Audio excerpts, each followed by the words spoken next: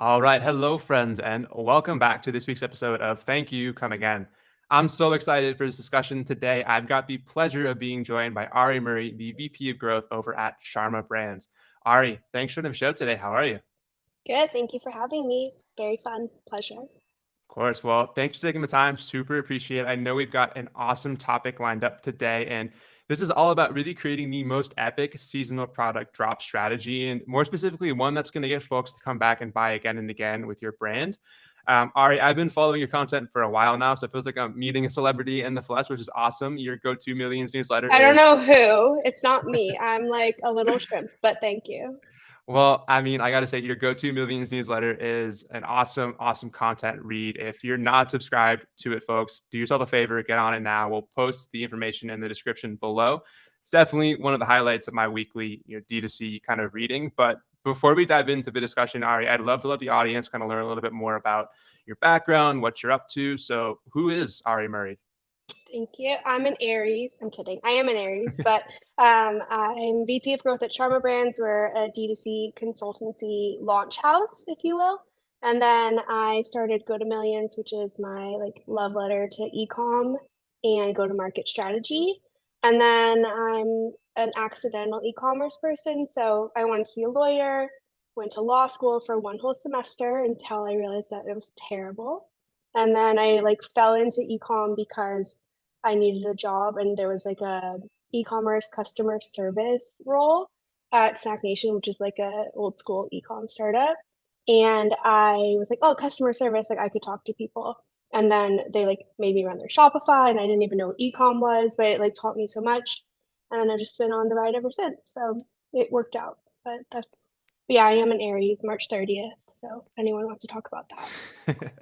I'm a Sagittarius. I'm not too into that stuff, but I'm sure that there's some kind of reading that someone would have on me. But that's also really interesting. You say that you kind of accidentally fell into ecom. I myself too did. I was fresh out of college and I needed a job and didn't really know what I was getting myself into. I think I showed up thinking it was like a nonprofit company, and they ended up being like ecom email marketing. And I was like, yeah, I can do that, like no problem. And I had no clue how to be an email marketer. Just totally No. lied myself into the job. But I feel like everyone's got a similar kind of story. It's like fake it till you make it in ecom for Yeah, sure. 100%. Well, we're going to be talking about this seasonal drop strategy today that you've awesomely outlined in your newsletter. And I think, seasonal drops can be a really great way to get customers to come back and buy again. If you're unfamiliar and you're listening, what a seasonal drop strategy is, like think of Starbucks famed pumpkin spice lattes, McDonald's and the Shamrock Shake, or a relevant D2C example like Ouroboros with their limited time flavor drops. The key to all of these is, well, they're seasonal and they're only available for a limited time. But, simply dropping a seasonal drop and hoping customers come and buy it is definitely not going to move the needle.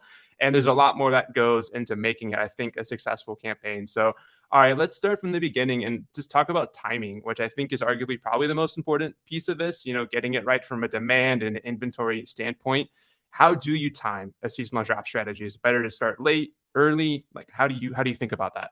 This is like a hard passion of mine. I think if you don't go out like almost cringy early, you've missed it because if something's seasonal, it means it's like applicable to that time of year. And so other brands will do something similar, flavor wise, palette wise.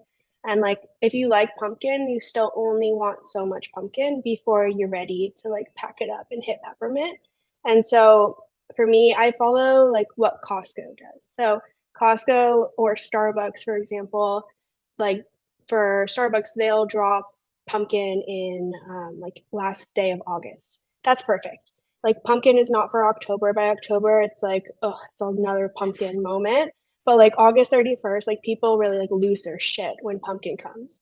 And that's what you want. You want to be in that first wave, especially if you're dropping something that's super similar to your competitors or not even like directly your competitors, but if there's one thing that's seasonal, then it's cross category competitive, which is like even scarier. So you just have to get early.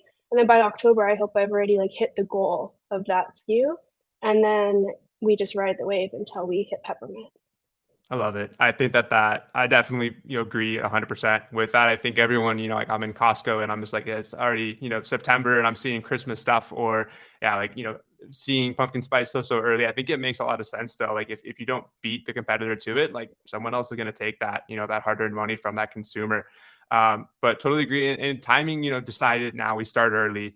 Let's talk about the strategy. Some folks listening here probably have never done a seasonal drop strategy before. So if we're thinking about how do we find the right product to even drop in the first place, like, do you have any recommendations or tips on how we would even go about finding the right product to drop for a seasonal drop? I think, let's say we're a coffee brand and we sell like a K-cup version, a whole bean, a grind, whatever. I'm not great at coffee, but like let's assume there's three different types. And let's say like over the past year, we've seen that our K-cups do really well, but they're normally in a really limited SKU mix because they're new to us. Like we started with the traditional like whole bean and ground.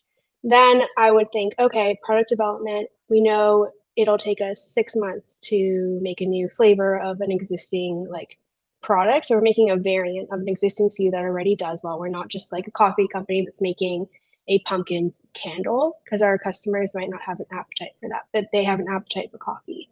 So, okay, we know our product line will be the K cups because it'll be like a really popular SKU, but a limited line. So it'll be great to test like going deeper on flavor. So then we pick pumpkin, but maybe it's like vanilla pumpkin or something else we know works really well just to stand out. Or maybe it's decaf pumpkin and normal pumpkin, all calf. What again, coffee's not my thing. And then whatever it is, we like commit really hard to it. And so I don't think like as a brand you need 7 varieties of whatever you're doing seasonally. I think like one is great. Two, if you're like really big or if you know there's already demand from past, but I think you should start like really narrow with something you know that they already want, and then you just put like the seasonal spin on it versus just like selling blankets as a beauty brand for no reason. Totally. Yeah. There's got to be some kind of, thought process behind it, being narrow. Yeah. Not just, dropping something totally out of the blue, but it has to have some kind of common thread, I think for sure. Um, let's play a little bit of like hypothetical then. So let's say I am a sparkling water brand. I drink way too much sparkling water. And so let's say I'm dropping a special peppermint sparkling water, which I have no idea if it tastes good or not. Sounds like it Sounds could nice, refreshing, minty. maybe like once Gross. a I week. don't know. Yeah. Yeah. Well, let's pretend it's like the best. Everyone loves it. We're dropping it to celebrate winter coming. And let's also say, this SKU has, been dropped for several years. It's become a cult classic. Maybe everyone loves peppermint sparkling water. Walk me through like what the strategy would look like for a winter seasonal drop then. So if it's like a SKU we're bringing back, is that what this is? Yes, correct. Cool. So if we're bringing it back, then maybe even like October 15th, which would be like 2 weeks ahead of when we would drop it, like end of October, we email and tell like our existing list of people who have purchased it at least once, like maybe we like gray it out or do something to like let them know like something's coming back or winter is coming, something to like let them know that like you think you know what's coming, but we haven't said it. Get them excited. Then I would tell the rest of my customers like maybe just 2 or 3 days before. So everyone else on my list who hasn't ever bought this SKU, like set an alarm, like cult favorite. I would use proof of what happened last year. So I would say like 100,000 cases sold or 4.9 stars from 15,000 like hungry or thirsty customers or whatever it might be. And I would just like really hype it. The day before, I would say what it is. And then I would text a link like to a landing page that has it bundled as we actually drop it. And I would drop it first to the people like on my list for a text who bought it last year. I give it them like an hour in advance to be like, you guys flipped for this last year, to reward you and to like bring back your favorite, say hello to peppermint water, like drink up. And then I'd be like letting them know that we gave it to them first because we're grateful. And then I give it to everyone else. Then I'd wait 3 hours, then post it on social. Then I would like hit the gas on my ads. I would convert my homepage, but I would like slowly phase it in with respect to who has paid for it before. And then I would like pretty quickly take it away. Love it. There's so much even to unpack in that too. So we got, a little bit of getting a head start, the start treatment with our, past customers using email, SMS as sort of that instantaneous communication. And then, ultimately just creating a lot of hype, it sounds like, and kind of anticipation for this drop. I think about that too. Like, would you even maybe recommend within that too, like for folks who are just buying normal stuff on site, like having some sort of like inline cart upsell, like anything that might happen there that might introduce the product as well? Totally. I think it's perfect for your side cart. I think it's perfect even as your post-purchase upsell. And then I think it's perfect on your like tracking page upsell. I think there's like a lot of different places to put it, but you want to make sure that it feels like very like quick, urgent, get your hands on it.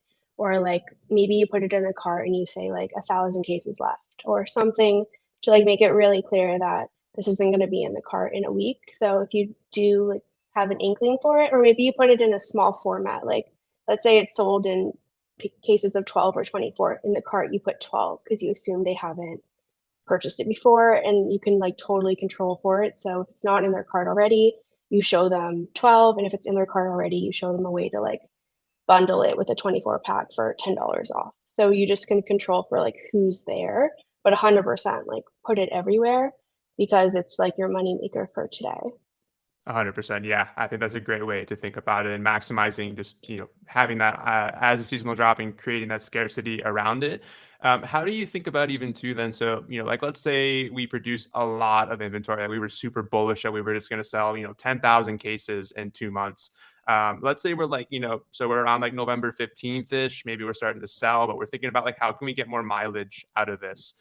Is there any tactics that you might recommend to offload like more product to people who might have purchased it once, like get them to buy again while it's still in season?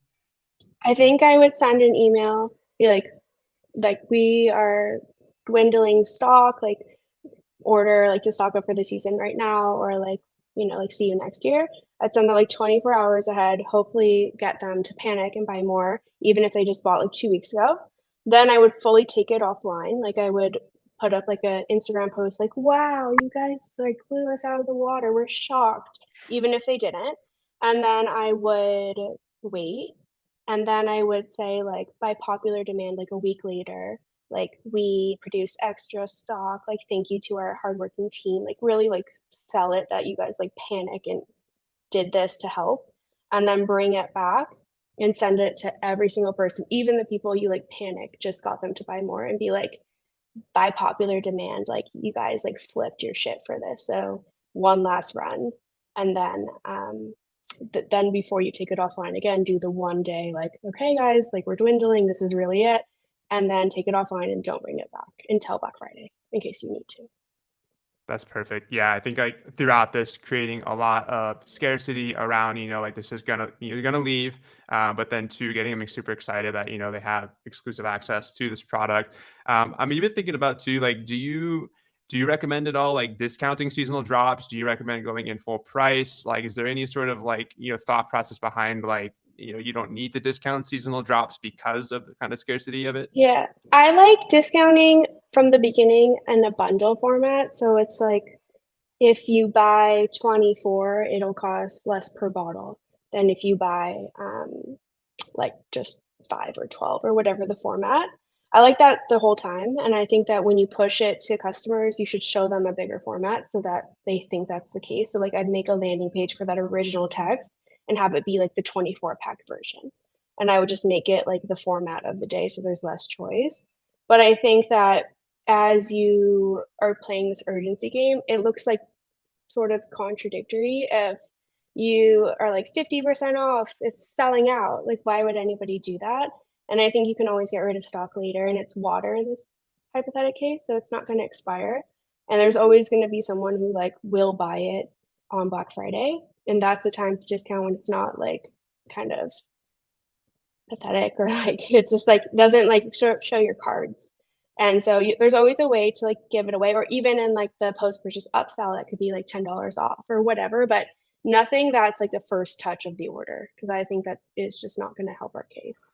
Totally, yeah. It definitely can, I think, cheapen kind of the drop as well. But I think having that kind of intelligent, like, let's focus on the upsell, post purchase, or getting AOV bumps, things like that, that can definitely help with that. Super, super great.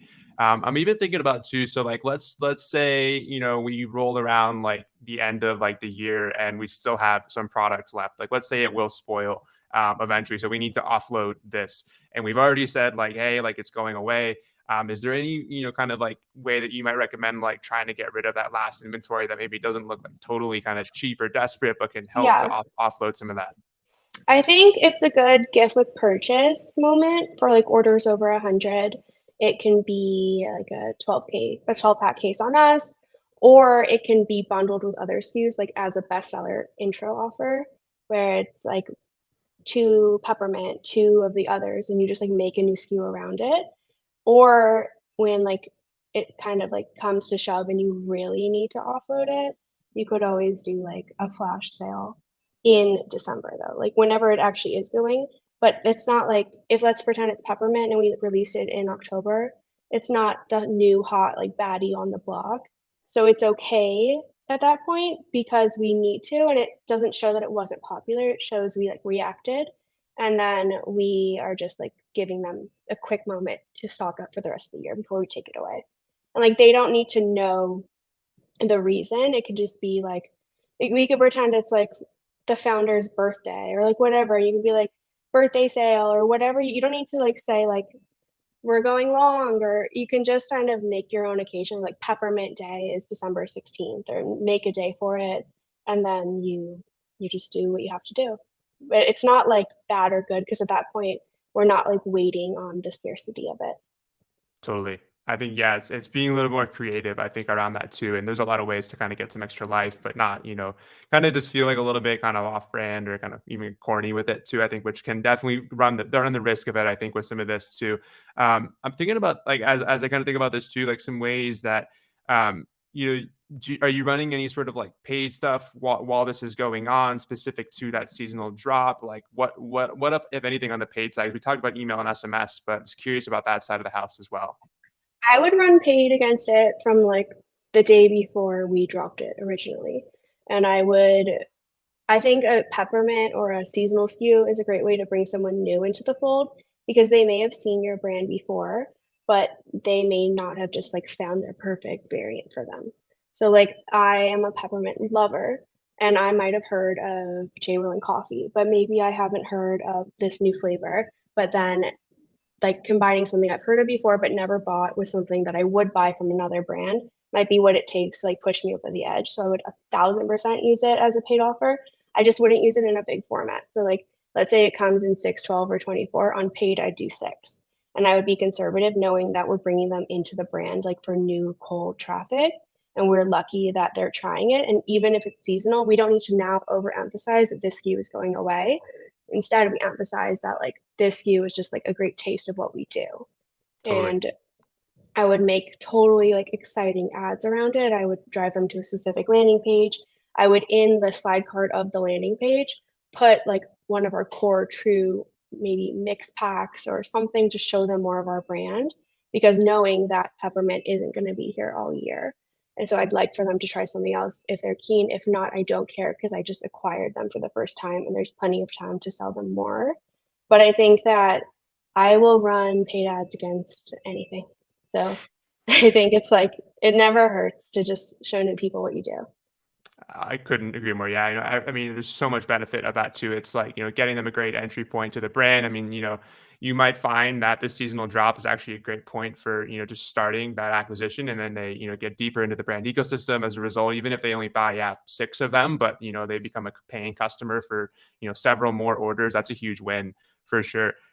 Okay. So a lot has been covered in this, even just kind of like talking about, considering timing, starting early, having that start treatment with your, past customers if you've done this before, email and SMS being great tools, but also thinking about the paid side, the upsell paths, all of this stuff has been super fantastic. But I'm curious, like, what are some of the tools that are kind of powering some of this for you with the brands that you're working with? Like, are there any like go-to kind of like tech stack tools that are doing a lot of this? If it's the upsells, if it's the communications, like what are you kind of using for stuff like this? So I think for this, I need Klaviyo. I use Postscript, Rebuy as our cart. I would use Unbounce as my landing page, Wonderment as my tracking, and then I don't think we need anything like that's sort of like out of the typical tech stack aside from those which are hopefully in everyone's tech stack already. And then I need TikTok ads, I need Meta ads, I want Google ads, I want all of the ads on it. But it's nothing too crazy, and those are all like core to my stack every year, which is like you don't need to like be like installing new tech to run something like this. You should be able to like pull these tricks whenever you want in tech you're really comfortable with because you're already like doing something that's like outside of your traditional line item of the year. So like you just need to be able to like trust what you're building and just build it the same way you build other successful things, just like customize it to this SKU. 100%. I think that's a great tech stack. Without the bias of Wonderment being in that, I think it's a great tech stack for sure. And a lot of great technology being used there. But I think you're right too. It's like, not reinventing the wheel. I think it's having a great strategy in place and having the tech that enables it. But, like you really just focusing on what's core to the business. Something that I thought of, as you were saying this too, is like, using your order tracking page, if someone isn't buying the seasonal drop, even just like promote the seasonal drop there as a potential cross-selling product or introducing it or whatever too. Like that's great real estate to take advantage of, whether it's Yeah. the SMS and emails or the tracking page too. But Yeah. And then overall, on the tracking page where they're buying the pumpkin SKU, I would totally want to show them like my core line because I would assume that there's a lot of new customers that came in that would love a sample pack or more to show them, like to sort of let them know that peppermint is on its or pumpkin, whatever we're pretending, and then just let them know that there's like good old faithful sweet drink through the year. it's a great call out. Yeah, especially like we were talking about, like the paid acquisition. If someone just buys like that, six kind of like sampler pack and then Right. learning more about the brand and all these awesome things that you offer.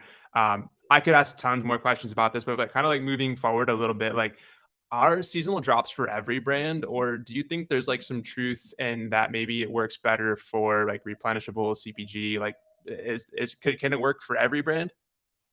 I think in a way, like a limited drop, maybe it's not tied to a season, but I think that if you have a core base that likes a product, you should always try to show them like innovation because they buy a lot of things throughout the year. So even if what you buy isn't replenishable, let's say I had a blanket brand, why can't I introduce like a burnt orange blanket?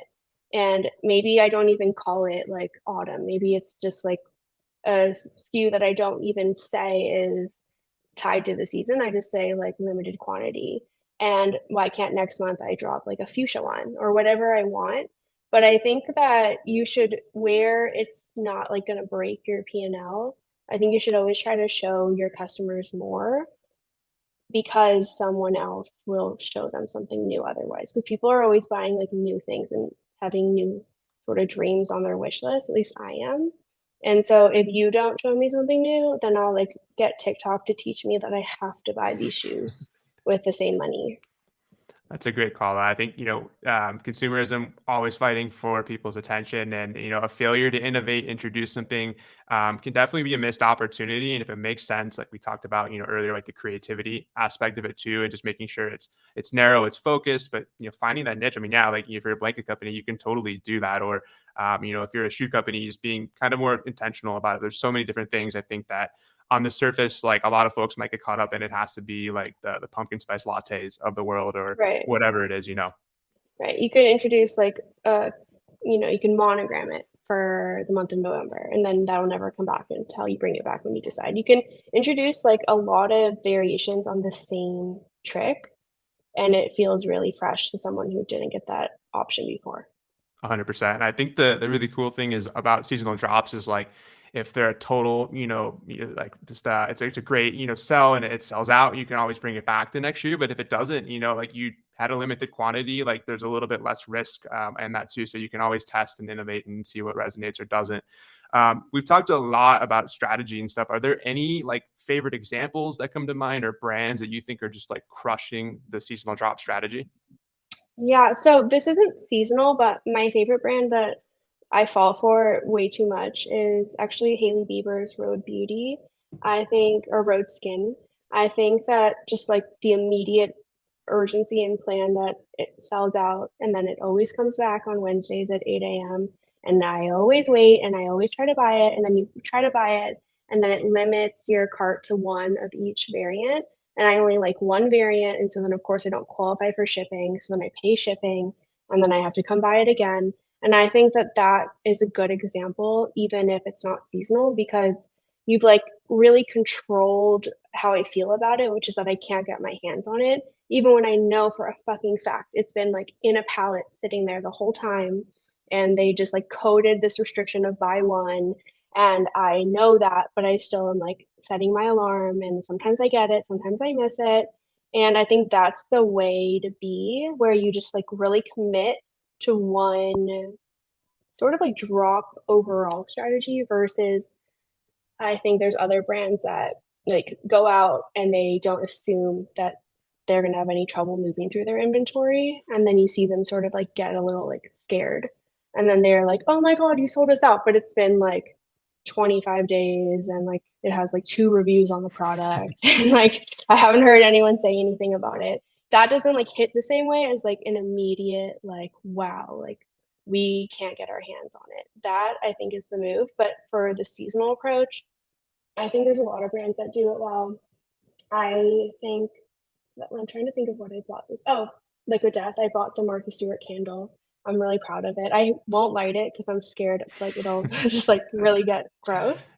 But like that's genius and it's sold on Martha's website. I had to pay like $15 for shipping because I didn't hit the minimum threshold, but I really wanted it because I really like them. And I think that it doesn't always have to be the most convenient way of selling a product if someone really wants it and it's really unique.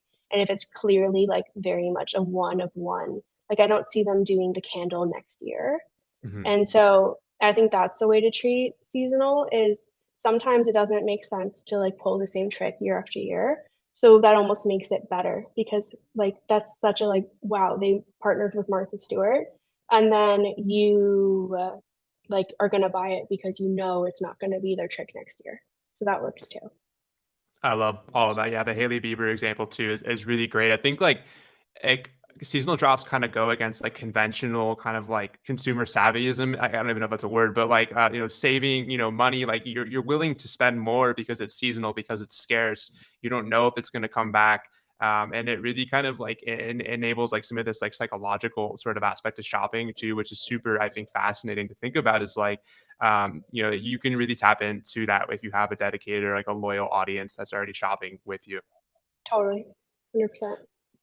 All right. Well, before I let you get out of here, this has been an awesome, awesome overview. But I got to ask you, what is in your cart this Black Friday, Cyber Monday? Are you eyeing anything from D2C brands or from Amazon? Like what's I in have a your cart? list. So these are the brands that are on my wish list that I'll never actually get to buy, but I want them really bad. So if I ever like make it big, I want a Max Mara coat. I have a link to it. I want a sweater from Elder Statesman. I want an Omni sweater. It's like an A. So it's like a men's brand, but it has an A on it. And then I really like on the Black Friday, Cyber Monday side, I have a list of brands that I'm checking and I want to see if Morphe does a sale because they have a set of brushes that I really want. I just got obliterated by the Sephora sale, which came like started last Friday. I I'm humiliated. I made 5 separate orders and like they started off tame and then I just got like, oh, I should stock up. Oh, I should try something new. And my whole TikTok algorithm is just like people Sephora carts. Oh So, my oh, and I gosh. really want for Black Friday, I really want like Stony Clover makeup cases. So it's like a high like wish list that'll never happen, and then like Black Friday that I'm gonna shop. So this Totally. is my favorite question. That's great. No, I mean, I think it's always awesome to be prepared. I am not prepared. I typically like find out like the day before what I'm going to buy, and it's the most overwhelming experience. So I think you've got a much better approach being prepared and knowing what you want. Forever fiending for new stuff. It's very sad. Well, I mean, that's the beauty of I think D2C of online shopping is we have the ability to do that, which is super cool. But all right, this has been amazing. Where can listeners go to get in touch with you? You could read my newsletter, Go to Millions. You could find me on Twitter, which I don't really love, but prefer we just hang out on newsletter replies, or we could play on LinkedIn where I'm better. LinkedIn's less scary for some reason to me. Or you could text me. There's so many options. I'm always around. I'm like chronically on my phone. So hope to hang out. I'm right there with you. And where do you stand on the whole LinkedIn Twitter thing? I know like right now everyone's like, do we make the jump to LinkedIn? I've been bullish on LinkedIn since I like started in ecom, but Yeah. curious where you think things are going. LinkedIn like is the best thing that's ever happened to us just because my husband like runs his business through LinkedIn and then I've always just like had a lot of fun posting there. I am new to Twitter, as everyone can tell by my like posts or tweets, see their tweets. I fully don't like it. And I just find it to be a lot of pressure where LinkedIn, it's like I kind of know what works more. So I don't know what's better, but I know which one I try harder on, and that's LinkedIn.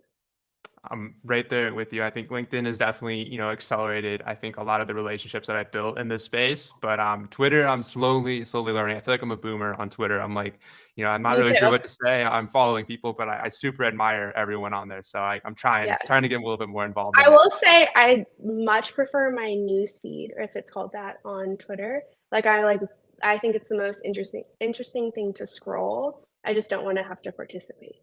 Where on LinkedIn I just like post and then leave and then do it again. Right there with you 100%. All right, well, I super appreciate you joining today. This has been an absolute like masterclass, I think, in seasonal drop strategies. I learned a lot. I'm hoping that our listeners did as well. And thank you just for sharing all this awesome knowledge with us. You're definitely welcome back on the show anytime. Thank you for having me. It was super fun. All right, friends. Well, there you have it. That was an amazing episode with Ari. I hope you learned as much as I did. Just going through my notes here, wanted to kind of highlight some of my top takeaways from this discussion. Really starting with timing and how important that is to the entire seasonal drop strategy. And the key to it is starting early. If you aren't the first mover, another brand is going to be there. I mentioned some great examples with Costco and Starbucks and how they kind of take advantage of that early mover mentality to get people buying before they buy from a competitor. If you're deciding what to drop, Ari mentioned a few things: keeping it narrow, keep it focused, only drop one, maybe two SKUs at most. And if you don't know at all, maybe even just like poll your customers and find out what they want from you. Some really great ways to think about what to drop. For the strategy itself, I won't get too in the weeds. Ari, I think, summed it up best, but a few themes kind of sum it up, and that's urgency, scarcity, the fear of missing out, and really doing this in a few ways. Honoring your past customers or VIP customers and giving them early access, using tools like email and SMS and social to really highlight the urgency to get them in the door. Also funneling in the paid ads, using a landing page to really get them to a focused place on the website, and then also really keeping it fresh throughout the entire promo. So if it's opening and closing the sale, maybe you bring it back. Maybe you're closing and you really want to highlight that they only have a few more hours to shop. All great ways to continue to build hype and anticipation. To maximize AOV, I already talked about a lot of great strategies, but highlighting the largest quantity or bundling it and then only discounting that bundle can be a great way to get folks to purchase something of a higher AOV. Using an inline cart to have those intelligent upsell paths. Post purchase, offering a discount if they buy another one with like a buyback offer. Also, like using your order tracking page. So if you use a tool like Wonderment, being able to use your order tracking page to make upsells or cross sell them on other products that they might have not purchased in that seasonal drop can all be great ways to think about that. On the paid ad side, Ari mentioned a couple of really great things to think about. You can view paid ads as a way to introduce the product and maybe sell a smaller quantity, but view this more as a way to get them in your brand ecosystem. So a great way to just be able to say, hey, we have a seasonal drop, but we also have all this other offerings too. Can be a really great way to start that acquisition path. And then also really on the tech stack side, keeping it simple. You're probably already using all these tools in your tech stack already. So an ESP, an SMS tool, a landing page tool, an upsell tool, and then an order tracking page tool. Really all you need to kind of make this happen. And then also seasonal drops can be for brands of all shapes and sizes. So, I know CPG and replenishables kind of seem to be what we hear of a lot in the seasonal drop space, But, even Ari mentioned a few examples like the blankets and being able to just offer different colors or, monograms or things like that. Just keep it fresh, keep it fun, and show your customers that you're innovating. If you don't capture their attention during the time of this holiday season when they're shopping, you really might miss out on some potential sales there. So really great opportunities.